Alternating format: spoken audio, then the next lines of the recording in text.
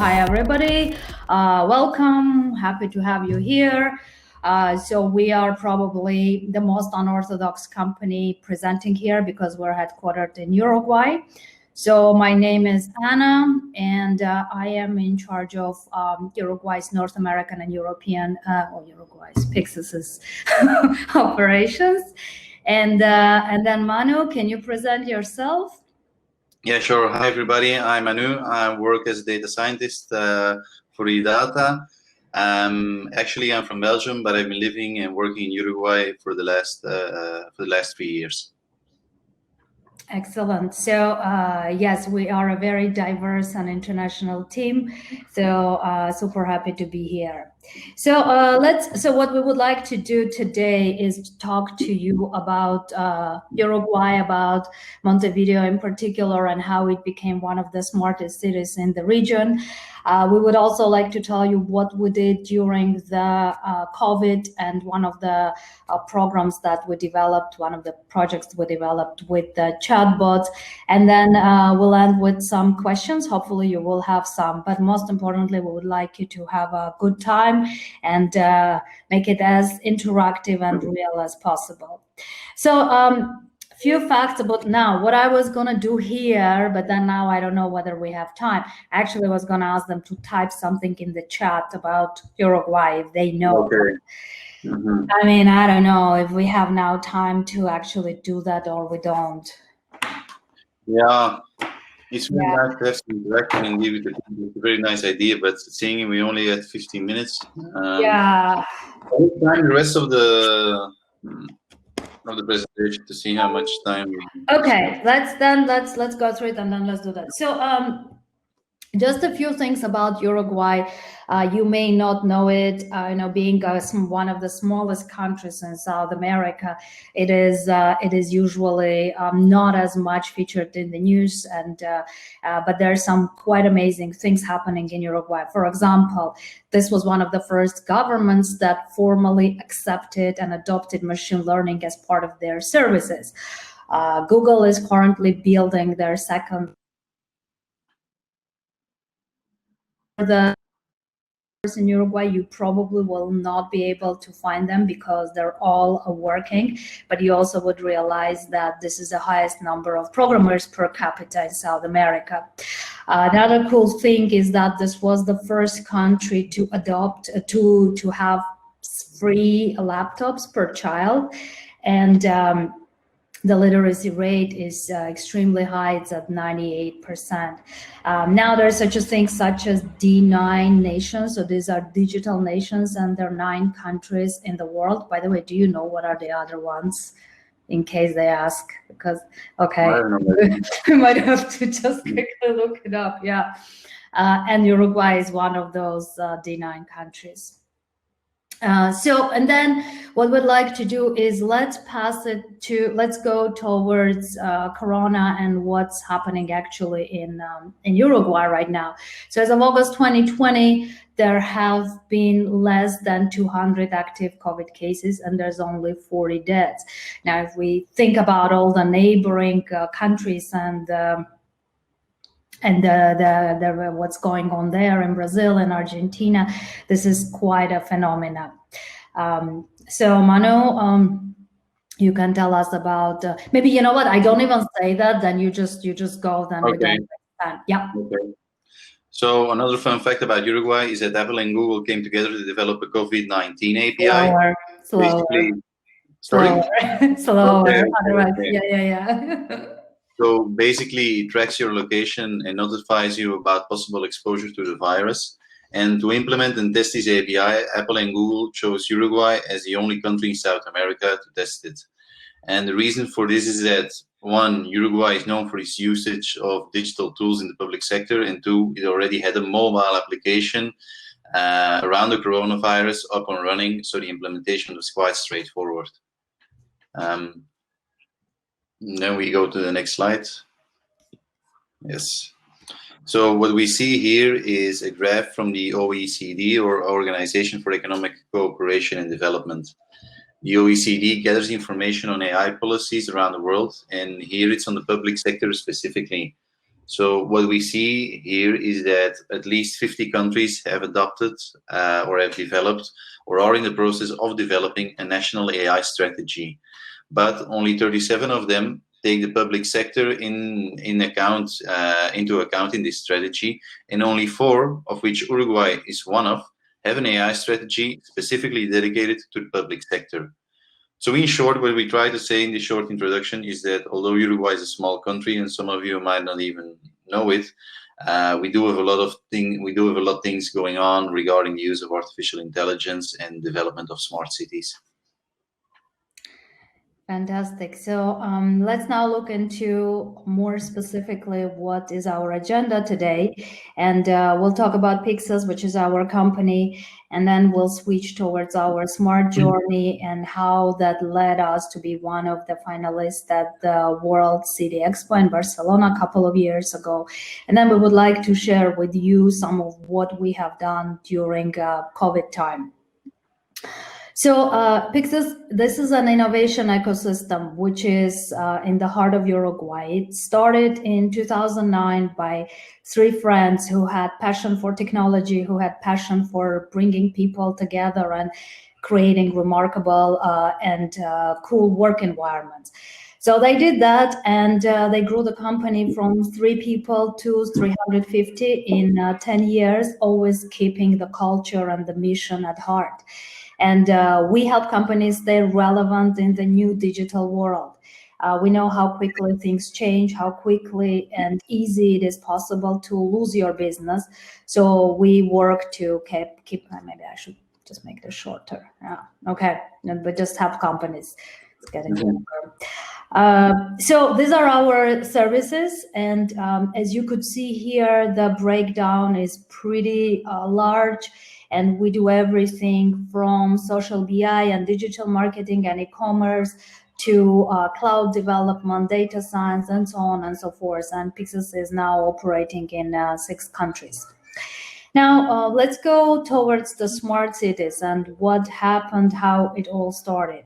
So in 2015, government of Uruguay wanted to improve the lives of its citizens, and they designed number of programs to do that. Now, what they wanted to do is to have cleaner cities, better public services, and engage citizens. Now, a lot of times when we talk about smart cities, and people think of the technologies of the buildings, but a lot of times it is overlooked that what really defines a smart city is smart citizens who are using the services, who are providing the feedback, and who are constantly contributing towards the improvement. So this was at the foundation of what they did. So they brought together different pillars such as technology companies, R&D, academia, government, and together they designed multiple programs. So we're just going to give you a few examples of what's been done. The list is a lot longer, and 15 minutes is definitely not enough to cover it.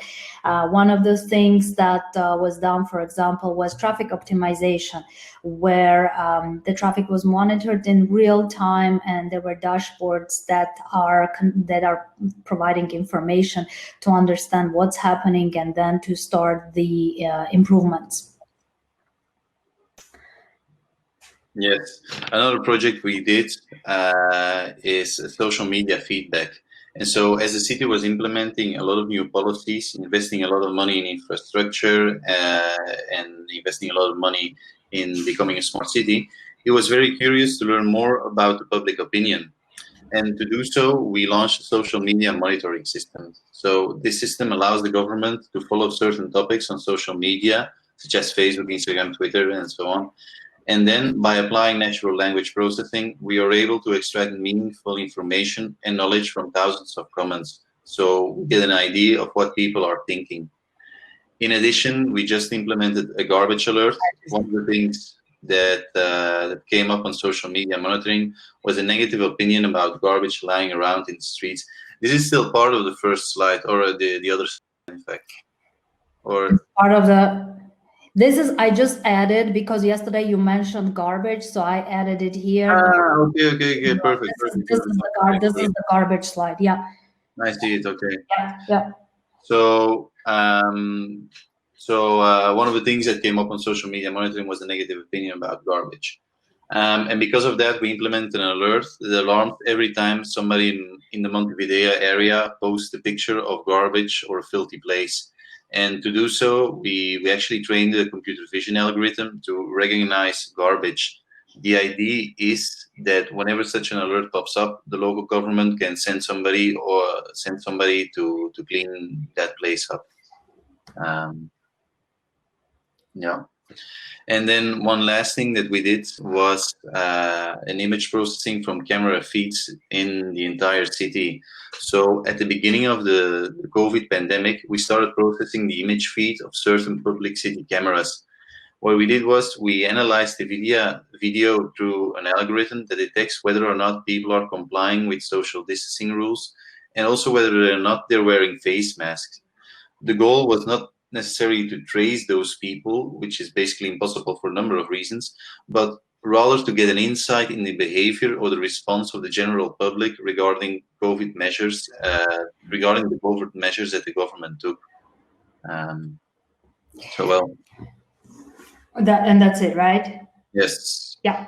Okay. And then one other example of a cool but yet very important campaign that we did was combating dengue, and government needed to do an awareness campaign. So we developed a chatbot that had that was in a way of a mosquito, and mosquito crawls through all your social media and provides messages, and it pops up in your Twitter, Facebook, Instagram, and so on and so forth. So if also, let's say you would want to book a hotel, then as you are booking a hotel, a message would pop up and let you know.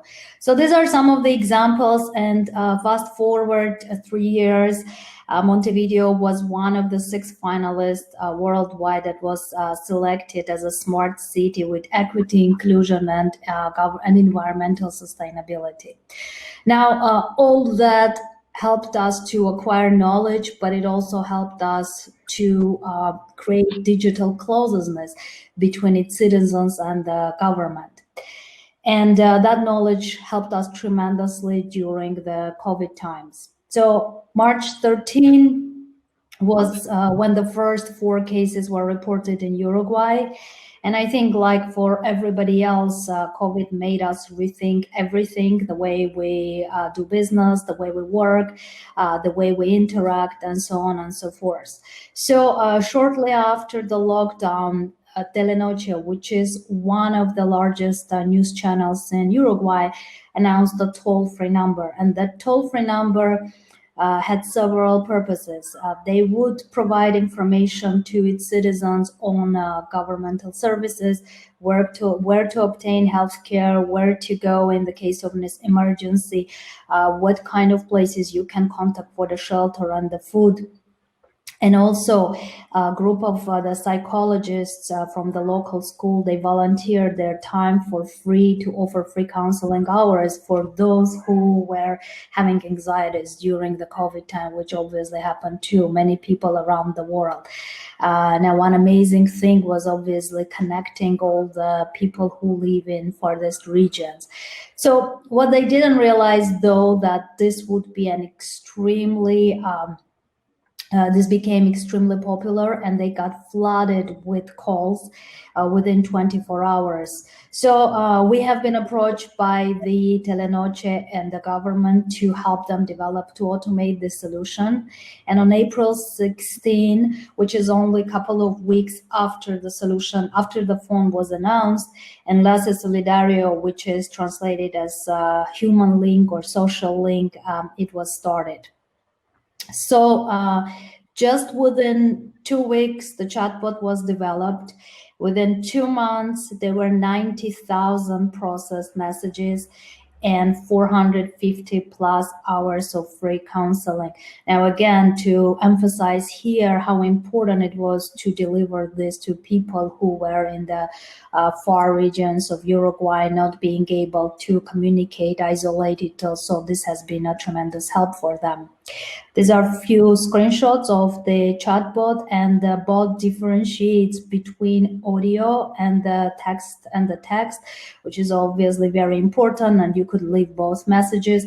The number still works. You're free to try it out yourself and see how easily it is guiding you through several steps and brings you to the solution. So just thinking about what's next for this project, obviously internationalization. So this is a solution that can be brought to many different industries and different countries. We also want to turn it into a marketplace. So a lot of small businesses and the freelancers, psychologists, musicians, teachers, they're struggling because they cannot offer their services. And the plan is to sell through this chatbot.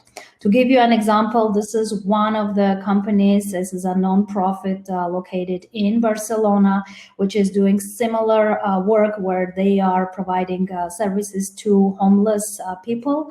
And this is through a helpline, which we are in discussions to automate. So this is just to show that this solution can be expanded to any industry. Okay, so now this is yours. Okay. So just to round up, I'd like to go a little bit into detail what we are or who we are at IDATA. So here we see it. Maybe say here, IDATA is one of the companies under Pyxis' umbrella. Yeah, then they remember, then they understand. Okay. Yeah. Okay. Mm-hmm. Perfect. So here we see what we do, who does it, and in what sectors we are mostly active. So within IDATA, we have actually 3 different profiles. First of all, they're the data scientists who mostly have, apart from their expertise in machine learning and data analysis, a strong background in business. And it is often one of their tasks to translate the business problems into data analysis or machine learning issues.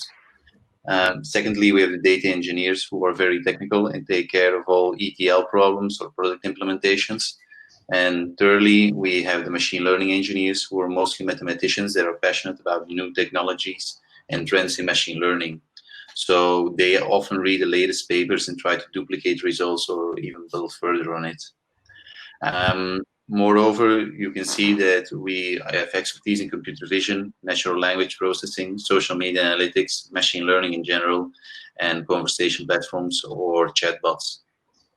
Apart from that, some of the industries in which we're active is finance, manufacturing, government, smart cities, of course, retail, and we're also very active in utilities. We already passed 15 minutes, by the way. I know it did. Mm-hmm. Okay. So, leave something out? I don't know.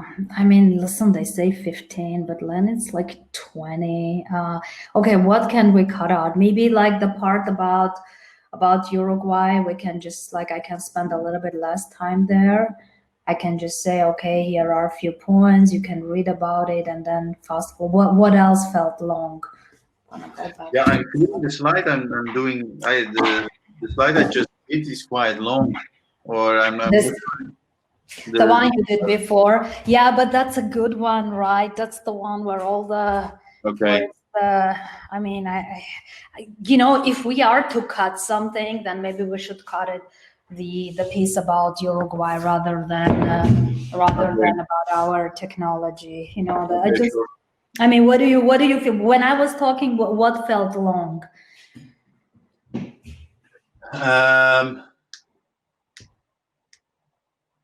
Maybe when we present Pyxis.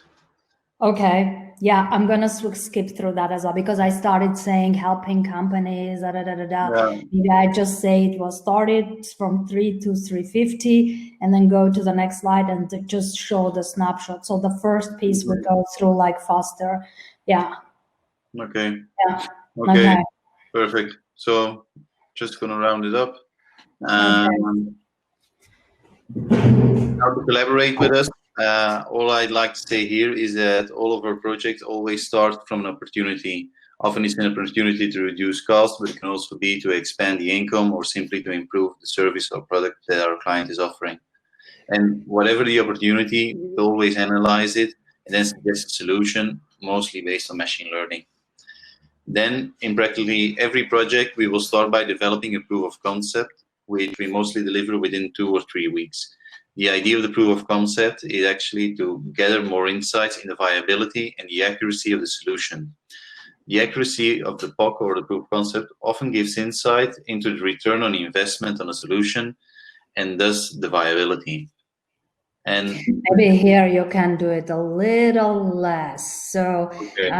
maybe you can just go like, they read it and then you just Sure. do a little bit less. Yeah. This is Okay. another way of yeah.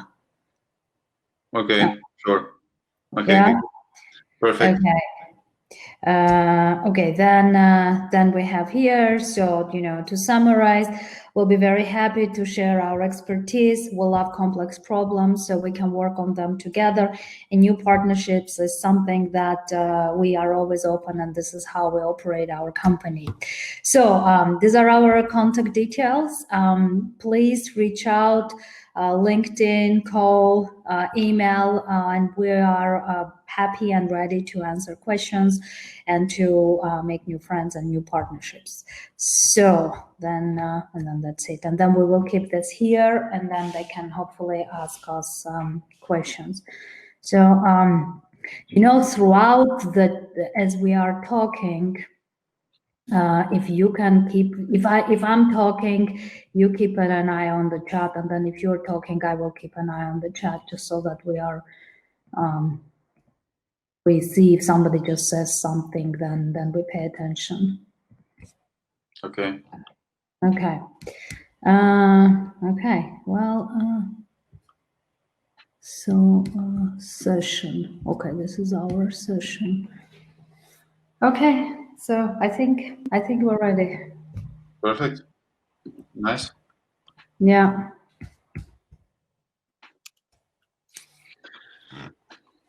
Okay. So he said in 5 minutes, right? He will open the session. Yes, indeed. Yeah. Yeah. I'm just gonna grab a glass of water. Okay. Me too. Me too. Okay. We'll be. Great.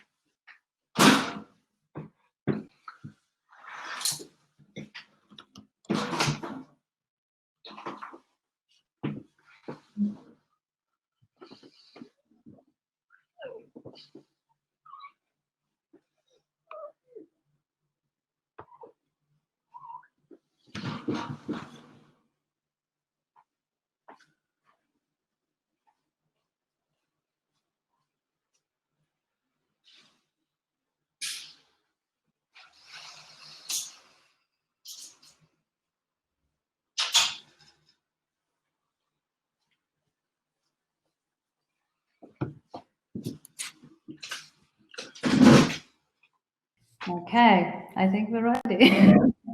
Okay.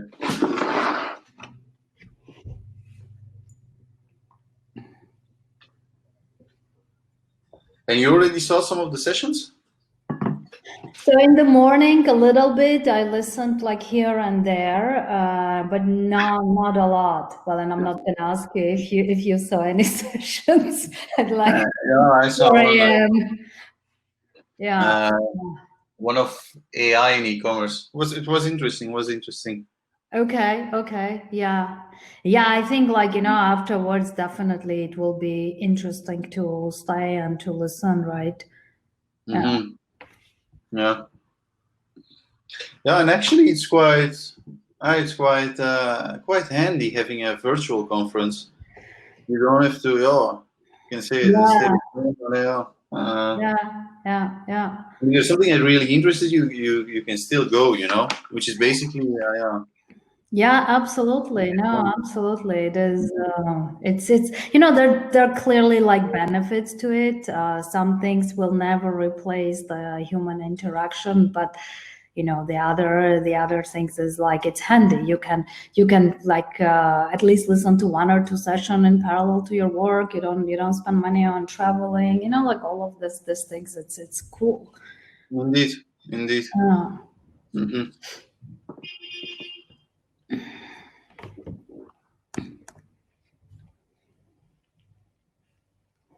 It's already light there. It's what is it? 7:15. Yeah, 7:15. Indeed. Okay. So today you need to add it. Today you need to end your day at like 3 p.m.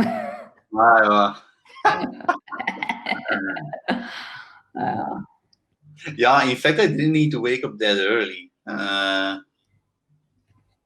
was not like I needed to get out of bed at 4 or something, you know. But the thing is, in Uruguay, people are not used to get up too early, or they're not, right? Yeah. They're not. No, that's true. Yeah, it's at 10 o'clock you still see a lot of people going to work, which is you know, yeah, it's funny. New York is the same. It depends what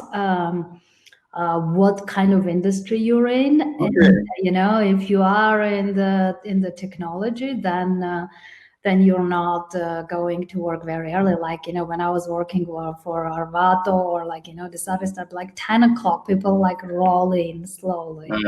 Yeah. I mean, here in Zurich, of course, like at 8 o'clock in the morning, they already scheduled some meetings. Indeed. Yeah. Can imagine. Yeah, so it's. No, indeed. When I was living in Belgium, I always woke up at 6. So Really. Yeah, it was always quite early. I was also working in Brussels, so if you want to avoid traffic, you have to wake up early. Yeah, absolutely. Otherwise, you can be stuck in traffic for a couple of hours. So. Yeah. And also, like, you know, everything is earlier, right? Like the dinner is earlier. Indeed. Earlier. To bed earlier. All of this is. Compared with Uruguay, it's a huge difference. Yeah. So. Okay, so let's see if we're gonna get traffic.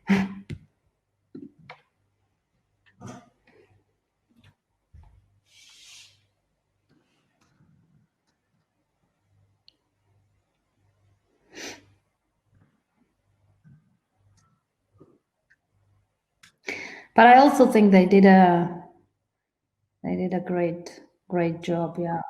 Oh yeah, cool. Yeah, good. Yeah. You know, he was saying that we might be able to pin it, but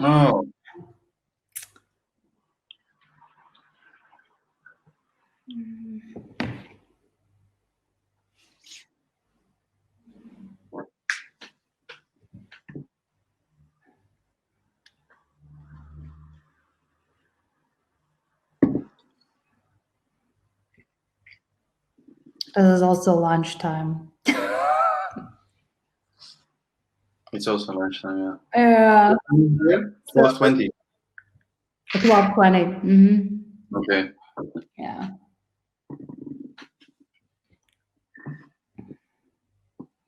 No, you're just waking up, so. What? You're just like. No, you're just waking up 7:20. Yeah. Clearly.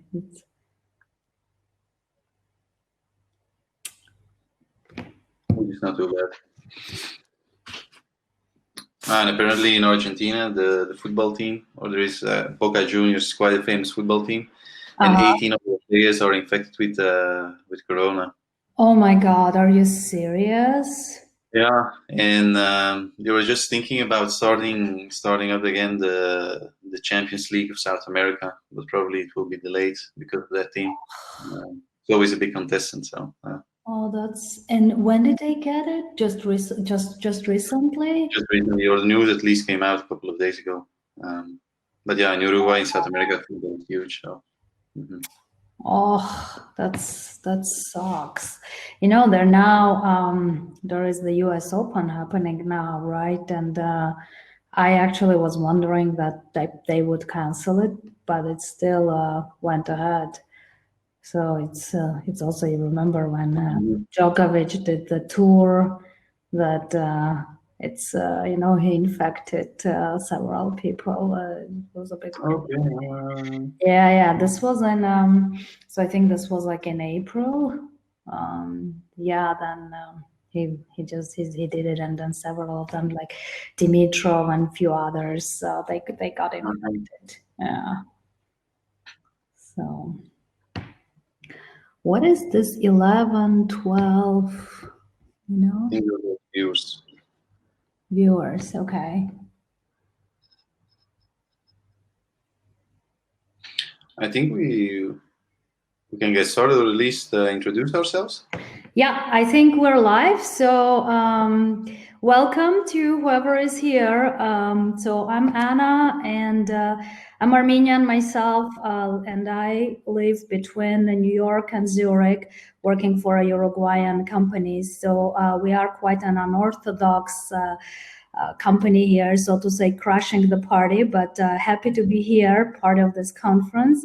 And we will tell you today a few of our cool projects, some of the smart stories from Uruguay, and also something that we would like to share of what we've done during COVID times.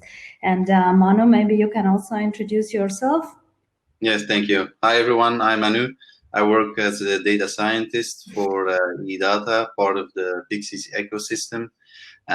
Myself, I'm from Belgium, but for the past 3 years, I've been living and working here in Uruguay.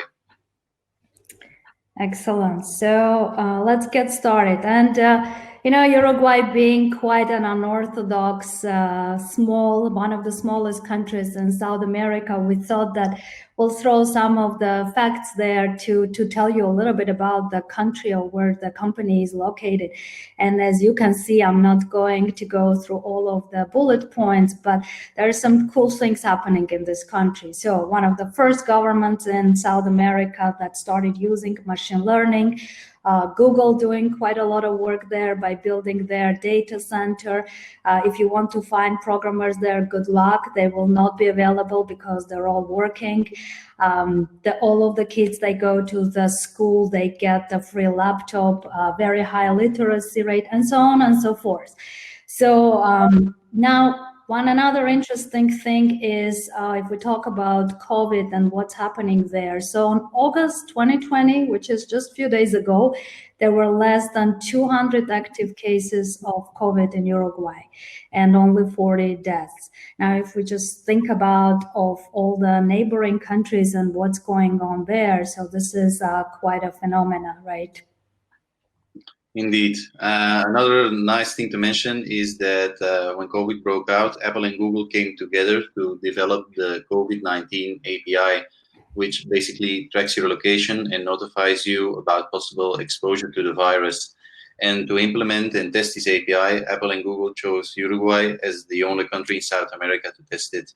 The reason for this is that at that time, Uruguay already had a mobile application up and running that gives you information about the coronavirus.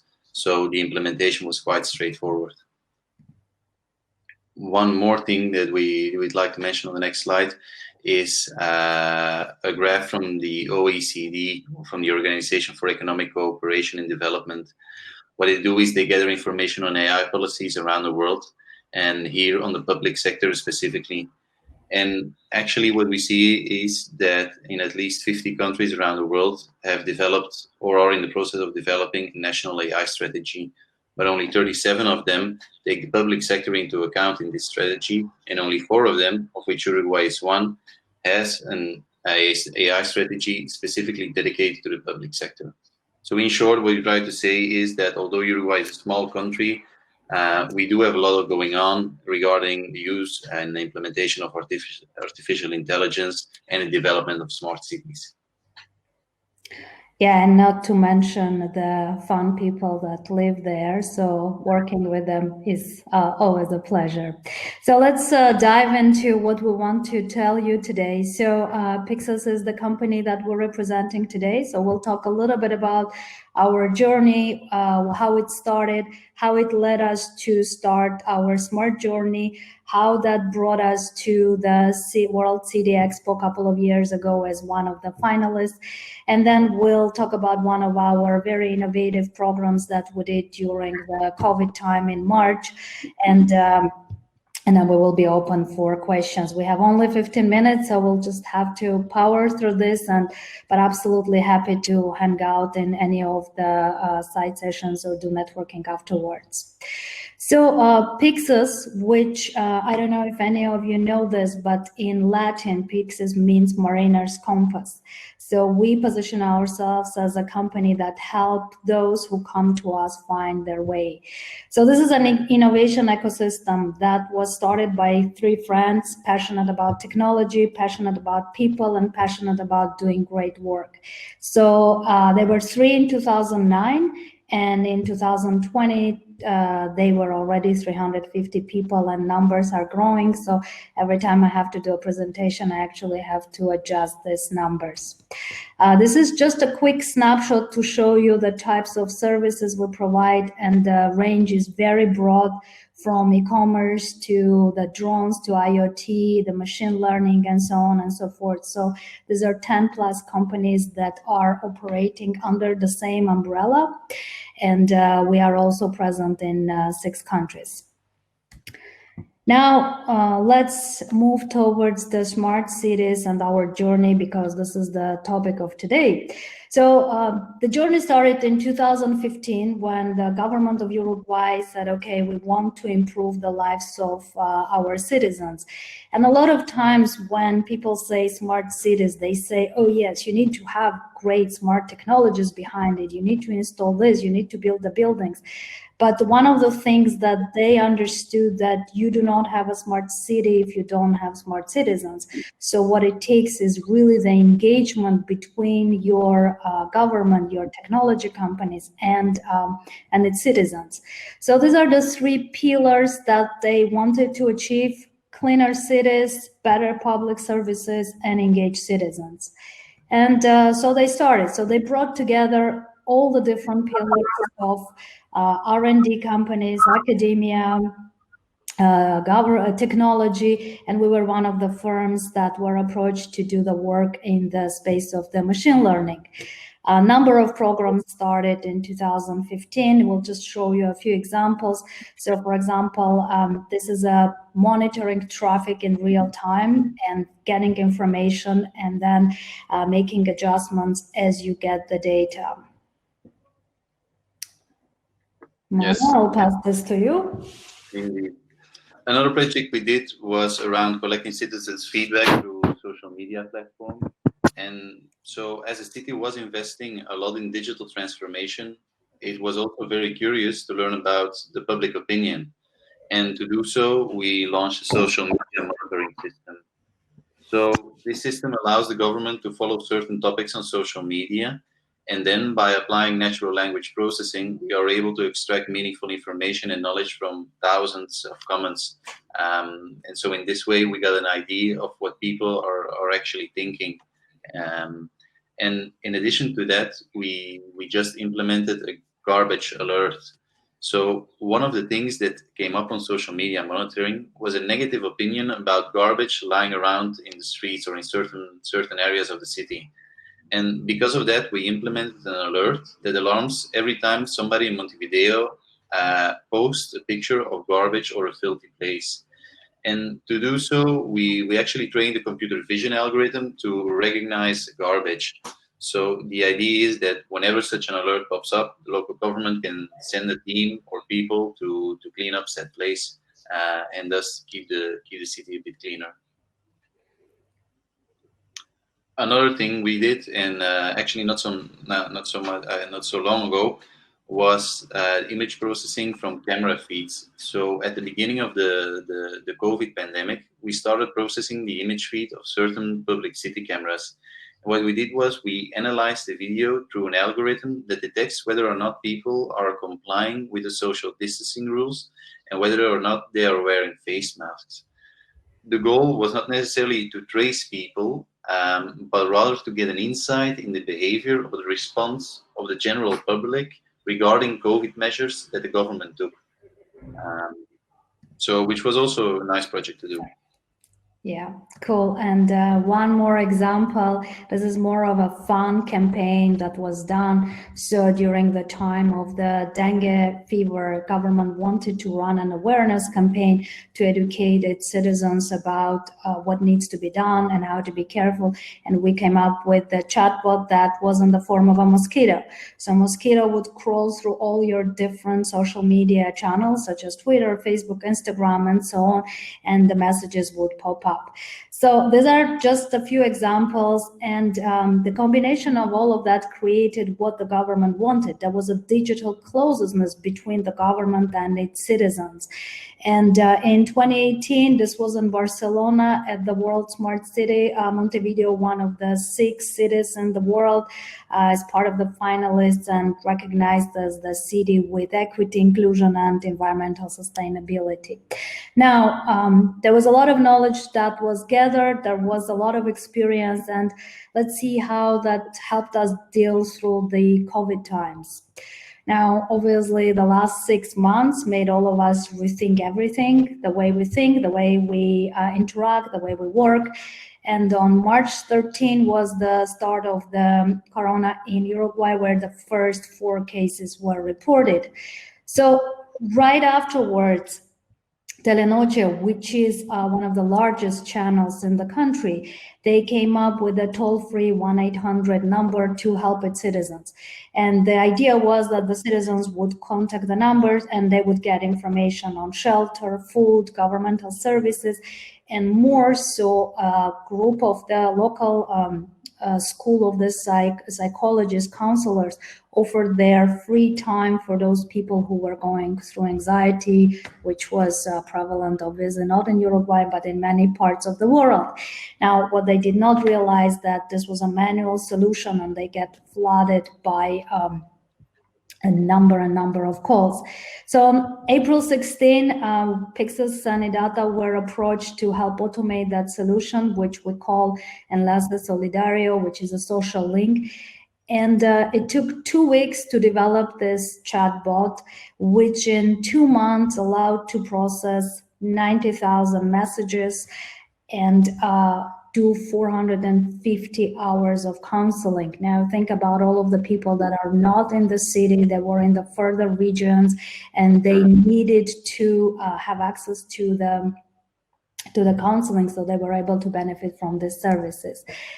These are some screenshots from the chatbot. It's very easy. It guides you through certain steps. You just have to click the numbers depending on what kind of information you need or whether you need to schedule a counseling session. And you can test it yourself. We're happy to share the number later if you want. Now, this doesn't end there, right? So what's next for this project? We definitely want to help other countries, other causes. We also want to turn it into a marketplace where it's connecting the e-commerce, and small businesses or freelancers who are struggling a lot these days, they can actually use that chatbot and provide their services through it, right? And we can think about number of the professions, musicians, psychologists, freelancers, and so on and so forth. So they will be able to sell through this chat. To give you example, this is just one of the companies that we're now speaking with, helping them to automate it. So this is a nonprofit cause in Barcelona where this is called Homeless Entrepreneur. Again, there is a homeless helpline which helps people to connect, to collect information and help them, and we're in discussions to automate it. So it's an industry agnostic and it's also country agnostic. And I pass it to you, Manu. Yes, thank you. So we've talked a lot about smart cities and machine learning implementations, and the company that occupies itself the most with this kind of work is eData, where I work. This is also part of the Pyxis ecosystem. And what I'd like to do is take a short time to present it. So what we see here is that we actually have three kinds of profiles within eData. So there are the data scientists who are, apart from their expertise in machine learning and data analysis, they have a strong background in business. Secondly, there are the data engineers who are very technical and take care of all the extract, transform, and load problems or product implementations. And thirdly, we also have the machine learning engineers who are mostly mathematicians that are passionate about new technologies and trends in machine learning. So they often read the latest papers and try to duplicate the results or even build further on it. And on the left side, we also see our expertise areas. So as mentioned, we do a lot of projects regarding computer vision, natural language processing, social media monitoring, machine learning in general, and of course also conversation platforms or chatbots. The sectors or industries in which we're active are finance, manufacturing, government, smart cities, and so on.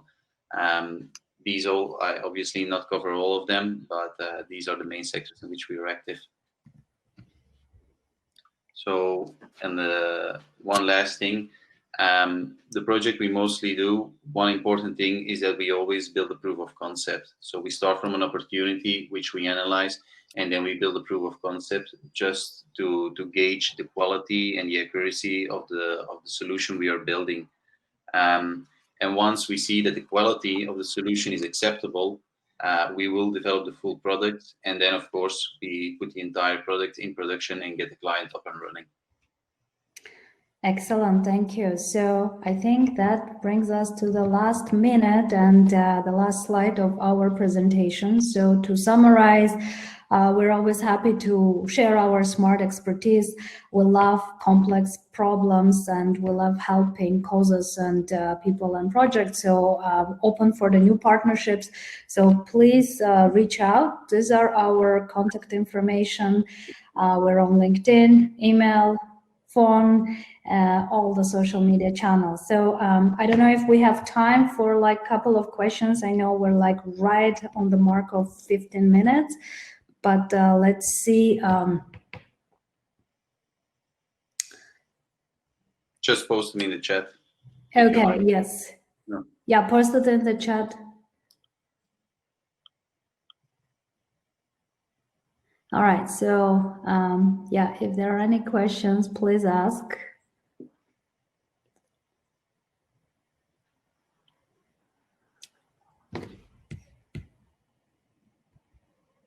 No, I think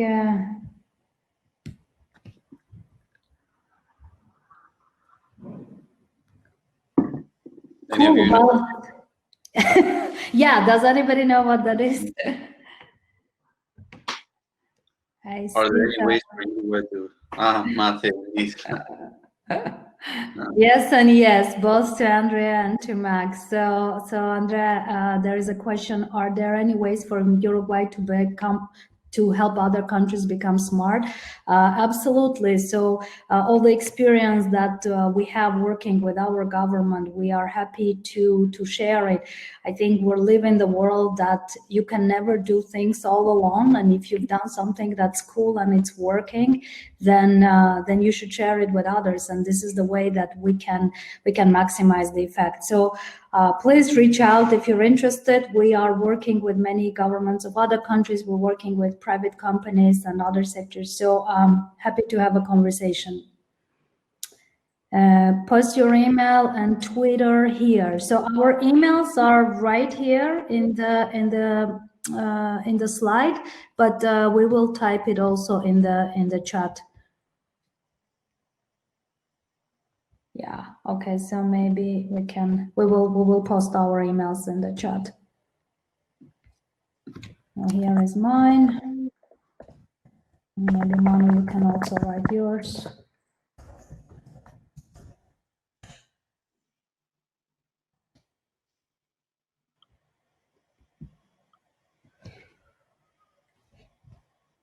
Think about smart regions instead of smart countries, cities. Uruguay, answering the last question, Uruguay is the country in Latin America with the highest speed and access to internet. So internet speed or access is definitely not a problem in Uruguay. Most of the internet is now being supplied by Antel. It's a government company, but we do have the highest speed in entire Latin America. We've always been quiet, or Uruguay at least, has always been quite a leader in these aspects.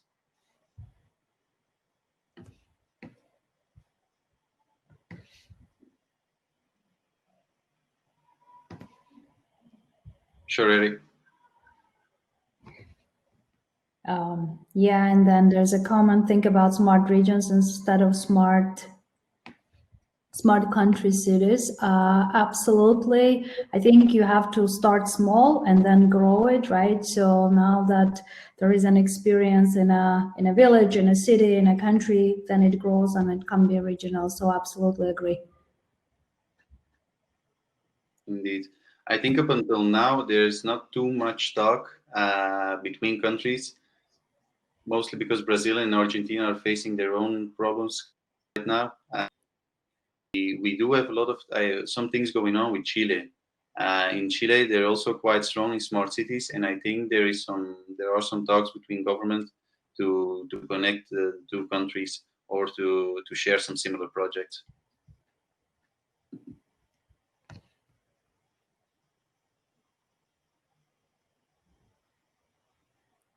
Cheers, Andrea. Yeah. We do collaborate with Colombia. Yes, I see question from Monica. So Monica, our second largest office is in Colombia, is in Medellin, which is also a very innovative and very, very interesting city with a lot of interest, with a lot of innovation and technology booming there. So in Uruguay, in Montevideo, we are about 300 people. And then in Colombia, we have about 40, 50 people. So yes, definitely collaborate. In general, throughout the South America, we have offices, and then I am based in New York, well, right now in Europe, and that's our only office in North America. Also, I think that we are trying to implement some projects that were conducted in Colombia right now in Uruguay, such as mostly in electricity, because in electricity or in smart energy, Colombia is quite ahead. Uruguay also uses a lot of renewable energy, I think around 50%, but Colombia is more digital transformed in energy. Yeah. So are you part of C40 initiative? Dan, I actually am not. I'm not aware. What is the C40 initiative? I don't know, Manu, if you know that. Okay, we'll check it out. And then there was also a question from assuming corruption and less in Uruguay. Yes, absolutely. It is also one of the exemplary countries because everything is digital, everything is transparent. So corruption is a lot less there. Yep. Uruguay is the #1 actually in the least corruption index in Latin America.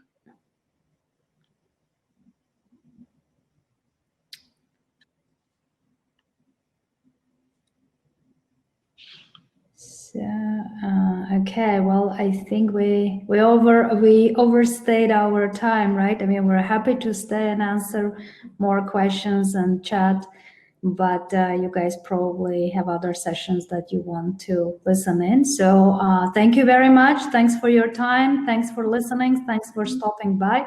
So like we said, we're certainly open and very interested for new connections. So reach out. Sure. Okay. Bye. Bye, guys. Thanks a lot.